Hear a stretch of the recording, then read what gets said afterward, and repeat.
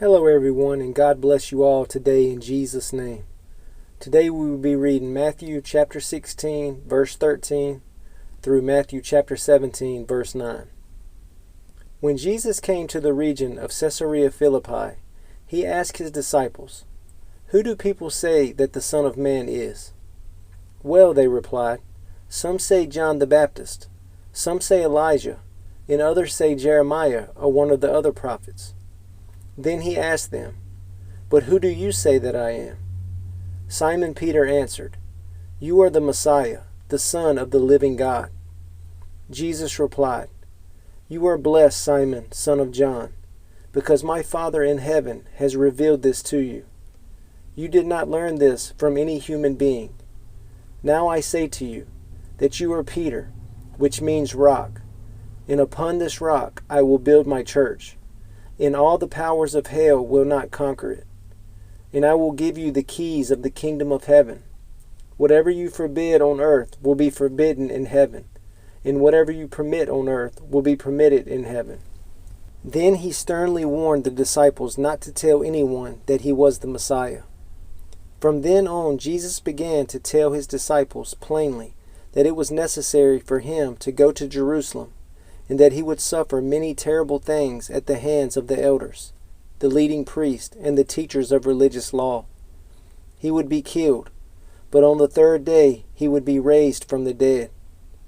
But Peter took him aside and began to reprimand him for saying such things. "Heaven forbid, Lord," he said, "this will never happen to you." Jesus turned to Peter and said, "Get away from me, Satan. You are a dangerous trap to me. You are seeing things merely from a human point of view, not from God's." Then Jesus said to his disciples, "If any of you wants to be my follower, you must give up your own way, take up your cross, and follow me. If you try to hang on to your life, you will lose it. But if you give up your life for my sake, you will save it. And what do you benefit if you gain the whole world but lose your own soul? Is anything worth more than your soul? For the Son of Man will come with his angels in the glory of his Father, and will judge all the people according to their deeds.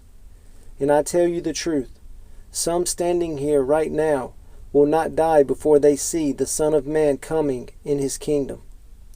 6 days later, Jesus took Peter and the two brothers, James and John, and led them up a high mountain to be alone. As the men watched, Jesus' appearance was transformed, so that his face shone like the sun, and his clothes became as white as light. Suddenly Moses and Elijah appeared and began talking with Jesus. Peter exclaimed, "Lord, it's wonderful for us to be here. If you want, I'll make 3 shelters as memorials, one for you, one for Moses, and one for Elijah." But even as he spoke, a bright cloud overshadowed them, and a voice from the cloud said, "This is my dearly loved Son, who brings me great joy. Listen to him."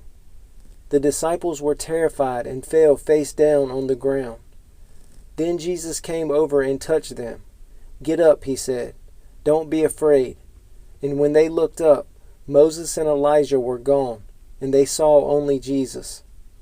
As they went back down the mountain, Jesus commanded them, "Don't tell anyone what you have seen until the Son of Man has been raised from the dead."